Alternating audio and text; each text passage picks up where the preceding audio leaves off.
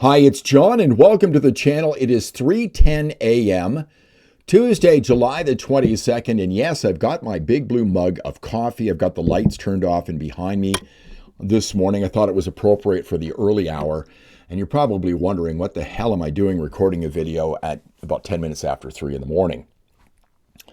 Well, I woke up this morning just after 1 o'clock, and I had the great misfortune of opening up X. The first thing I did, I grabbed my phone just to see what was going on in the world because I was wondering what I was going to talk about. And reading over the tweets from people who live in the country of Canada, I couldn't help but think there was something terribly wrong in your country. That's the feeling I got this morning. So I lay there for a while. I read this stuff over. It was kind of depressing. I thought, well, I'm wide awake now. I'll go make myself a big blue mug of coffee and I'll go downstairs and I'll record a video. So I jotted down a few things that came to mind, and this is not a complete list. I'm sure you could add other things here.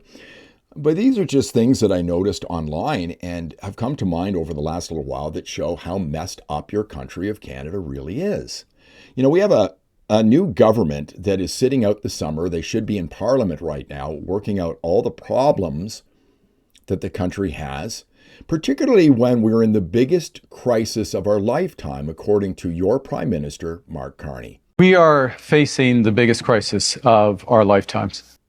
We have millions of Canadians who think giving two convoy organizers 7 and 8 years in prison for mischief, and I might add, exercising their constitutional rights, is justified, when the very government that is prosecuting and, yes, persecuting these people gets away with stealing hundreds of millions of your dollars, and we still haven't gotten to the bottom of the story.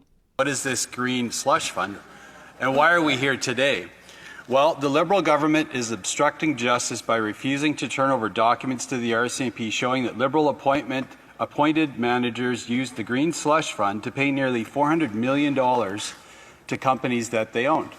And that's just one of the times the Liberals have gotten away with stealing millions of your tax dollars. There are two sayings that come to mind when I think of Leach and Barber. The process is the punishment, and justice delayed is justice denied. As they face 7 and 8 years in prison, I believe on Wednesday, this show trial by the Liberal Party and the federal government has been going on for 3 years. We live in a country that ridicules and beclowns itself with a ballot that is 2 meters long, and a large percentage of the population thinks that's just fine as long as they can get their pound of flesh from the head of the Conservative Party, a man they've been programmed to hate by the party that rules over them. That same leader is mocked for supporting Leach and Barber and ridiculed and worse for rightly pointing out how violent criminals walk from the law with a slap on the wrist, and hate-mongers get to walk in the streets on weekly marches across the country. On that last point, hardly a word from the ruling government or its leader. We live in a country where self-righteous Canadians use their social media to mock Americans and tout their free health care, when it's anything but free, and in some cases it's anything but health care. It's more like waiting in line. We have a government that has millions of Canadians believing the government is investing their money when it's really sabotaging the future of their children and their grandchildren. There will be a deficit. It'll just be, you'll justify it because it's investing in the economy. Is that? Investing in the economy at a time when we absolutely have to build as a country.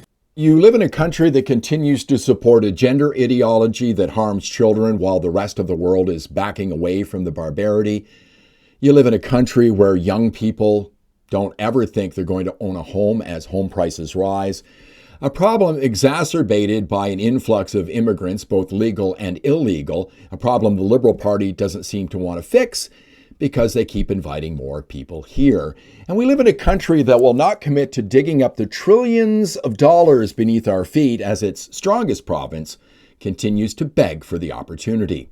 These Liberal and NDP leaders, from Trudeau to Singh and now to Prime Minister Mark Carney, have done everything in their power to sow investment uncertainty, to add impossibly high costs on the development of our resources, and have disastrously weakened our security and military, all in the name of their green extremist religion and its cult leaders named Guilbeault, Suzuki, Gore, and Thunberg.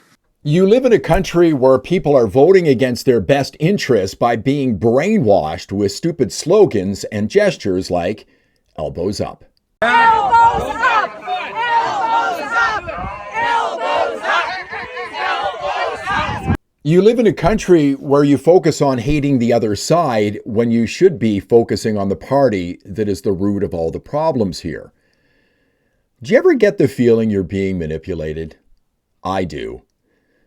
I could go on, but there is something terribly wrong with your country. Everything in Canada is broken. Canada is broken. Everything is broken in Canada. Everything is broken. Everything is broken. Everything is broken. Everything is broken. So, Canada, what are you going to do about it? I know what I want to do. Thanks very much for watching. I do appreciate it. If you like the video, please give me a thumbs up, subscribe to the channel, ring the bell for notifications, share it if you like. I'll see you in the next one.